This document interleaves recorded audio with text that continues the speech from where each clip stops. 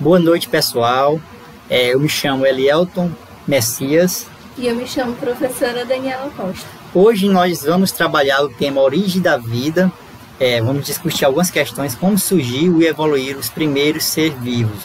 Então, peço que vocês prestem atenção na aula, para vocês, no final da aula, tirar as suas dúvidas e até mesmo fazer algumas discussões sobre esse tema, né? Então, primeiramente, pessoal, eu vou trazer algumas questões aqui, como vocês estão observando no slide, algumas perguntas, né, para questionar, né, buscar questionar nós, né, refletir um pouco sobre como surgiu os primeiros seres vivos. E aí a primeira pergunta que eu coloquei aqui: será que a Terra sempre foi como nós conhecemos hoje? Como se originaram os primeiros seres vivos e como teria esses seres vivos evoluído e gerado a imensa diversidade de formas vivas que habita hoje o nosso planeta. Pessoal, vamos entender um pouco. Responder estes questionamentos, essas perguntas, sempre foi bem complicado, bem difícil para o ser humano, porque não é possível retroceder na época que surgiu os primeiros seres vivos, né? Então, mas é possível pautar nossos conhecimentos através de conhecimentos de pesquisas, né, químicas, físicas, né, biológicas, né. Então, através desses recursos, né, que temos de estudo das ciências, é possível pautar nossos conhecimentos e fazer algumas afirmações sobre os primeiros seres vivos e aí como ocorreu essa evolução dos seres vivos. Então vamos lá, vamos continuar aqui. A primeira corrente que tenta explicar como surgiu os primeiros seres vivos, como eles se originaram aqui na Terra, a primeira corrente é o criacionismo. Essa é bem conhecida, né, por todos nós. Muita gente defende essa corrente. O criacionismo afirma que a vida foi criada aí pela força divina, ou seja, por Deus. Então, todo o universo, todos os seres vivos foram criados por Deus. E aí, dentro do criacionismo, nós temos aí o fixismo. No fixismo, eles acreditam que essas espécies nunca evoluíram. Elas não foram capazes de evoluir, foram criadas assim e assim ficou. Então, quem é criacionista não acredita na evolução das espécies. E aí, como você vê mais embaixo, nós temos outra corrente. Essa corrente é chamada panspermia. A panspermia, pessoal, ela não é bem aceita hoje pela ciência. Deixa eu explicar por quê.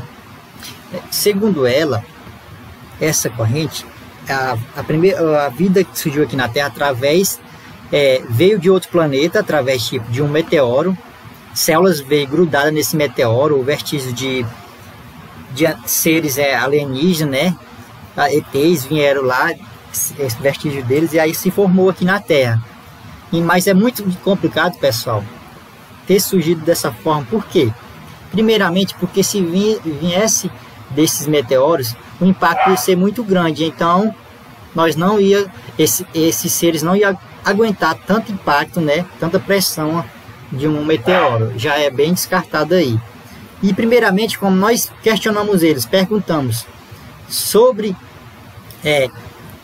se a vida surgiu em outro planeta, como que ela surgiu nesse planeta? Então eles não conseguem te responder, eles te deixam uma lacuna, eles não vão conseguir ter uma afirmação concreta sobre como surgiu os primeiros seres vivos. Então não é bem aceita aí pela ciência. E aí temos outra corrente, que é a biogênese. Essa corrente aí, pessoal, ela defendia que a vida ela surgia de uma matéria inanimada. Como vocês estão vendo na imagem aí, eu coloquei um copo só como exemplo e um livro. Esse copo e esse livro, segundo na mente deles, daria origem aí, como vocês estão vendo, um pássaro. Então, temos também no livro didático de vocês, que é um exemplo que é bem conhecido, que é uma camisa velha colocada no canto com polvilho, ia dar origem a ratos. Então são pensamentos, pessoal, que a gente pode ver aí, que eram pensamentos bem loucos, né, dizendo assim, que para explicar a origem da vida. Eles acreditavam nisso. Então, pessoal, essa corrente foi acreditada aí pela sociedade por mais de 1000 anos. eles acreditaram nessa corrente, e aí com o passar do tempo foram surgindo questionamentos e outras correntes que tentaram quebrar esse pensamento aí destes estudiosos. Então, minha colega, a professora Daniela, vai dar continuidade aqui à nossa aula, falando de outras correntes, de outra corrente que foi muito importante aí para explicar a origem e a evolução dos seres vivos.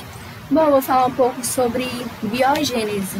Para quem não sabe, biogênese é uma palavra de origem grega que significa origem da vida. Essa teoria surgiu no final do século XVII em oposição ao conceito da abiogênese, que pregava o oposto, né? Pregava o oposto de biogênese. Atualmente, se alguém apresentasse essa hipótese, que os seres vivos são criados de forma espontânea, as pessoas provavelmente não acreditariam. Mas a teoria da biogênese acreditava que a vida surgia a partir da matéria bruta, como Eliot explicou, né, anteriormente. Vamos imaginar aí que você almoça no sofá e você deixa cair farelos de comida no sofá. E logo depois, né, você vê baratas subindo aí no sofá e começa a surgir dúvidas. E aí vem a sua mente, de onde essa barata surgiu? Hoje já sabemos que o que atrai os insetos é a sujeira, mas em tempos atrás acreditava-se que a sujeira fabricava a barata. Um dos primeiros experimentos científicos sobre a origem dos seres vivos foi realizado pelo médico italiano Francisco Redi. Redi não acreditava na ideia de que os seres vermiformes que eles surgiam, né, nos cadáveres de pessoas e de animais, que ali era resultado de transformação espontânea da carne em putrefação. A hipótese que Redi formulou é de que tais vermes eram estágios imaturos do ciclo de vida de moscas. Ele afirmava que as larvas nasciam de ovos colocados por mosca na carne e não por geração espontânea. Redi tinha o seguinte raciocínio: se os vermes surgem a partir de ovos colocados por moscas, então eles não aparecerão se impedirmos que as moscas pousem nas carnes. Bom, pro experimento de Redi, né, precisou aí de frascos, de pedaços de carne e de gases. Então, Redi, ele colocou carne em frasco de boca larga, vedou com gaze. Ele vedou aqui com gaze. Deixa eu passar aqui o slide para você ver o experimento de Redi. Esses gases que ele botou eram muito finos, então ele deixou aberto, né? O outro potinho, ele botou gases em um e deixou o outro potinho aberto. Nesse primeiro aqui, que as moscas elas poderiam entrar e sair livremente, criou larva, né? Já no segundo, que eles não podiam, no segundo aqui, no terceiro, que eles não podiam entrar e sair livremente, não apareceu. Então, apesar de ter passado dias e dias, não apareceu nenhum verminose, né? Então, chegou-se à conclusão, a partir daí, que Redi ele estava correto na sua teoria.